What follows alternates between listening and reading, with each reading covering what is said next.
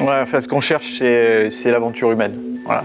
Vraiment, on cherche l'aventure humaine parce qu'il y a des clients qui sont devenus des amis et on fait partie en fait, du projet. On n'est plus des développeurs, on est des partenaires dans le projet, voire pour ma part investisseurs dans certains projets.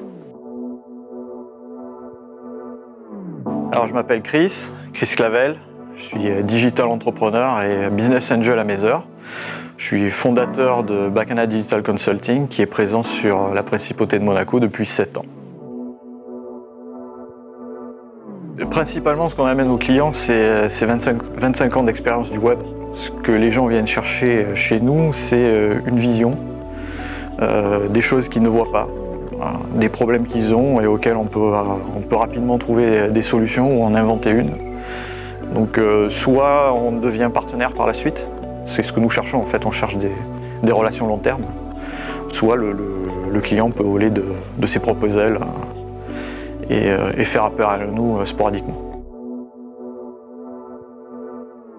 Alors dans le cadre du Fonds Bleu, à ce jour, je pense qu'on est à une quinzaine de projets. Et ça va de quelques milliers d'euros à quelques centaines de milliers d'euros. Principalement du yachting, dans le sport, beaucoup d'e-commerce, interior design aussi. J'aimerais parler plus particulièrement d'un partenaire dans le yachting qui s'appelle yachtneeds.com. C'est l'Amazon du yachting, l'Amazon du super yachting.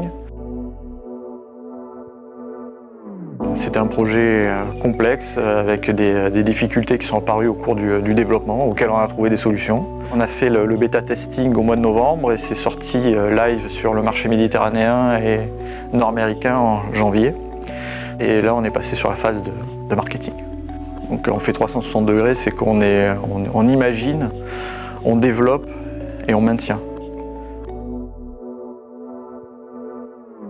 Alors oui et non. L'utilisation de GoToMeeting et Skype, pour nous, ça coulait de source depuis 15 ans.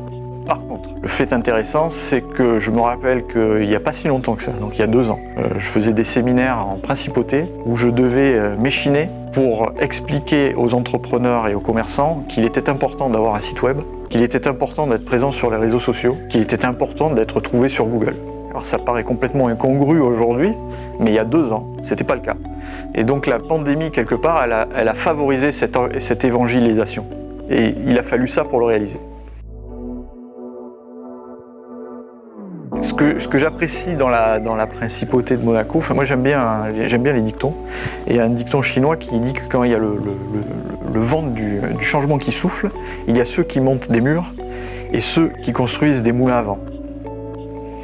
Et en fait, j'apprécie que la principauté se soit mise spontanément à construire des moulins à vent. Parce que le digital, il faut le voir dans le sens où ça fait gagner du temps. Et gagner du temps, c'est du temps pour autre chose, c'est de l'argent aussi, mais c'est du temps pour autre chose. Et donc, de toute façon, quand une révolution est en marche, il faut l'accompagner.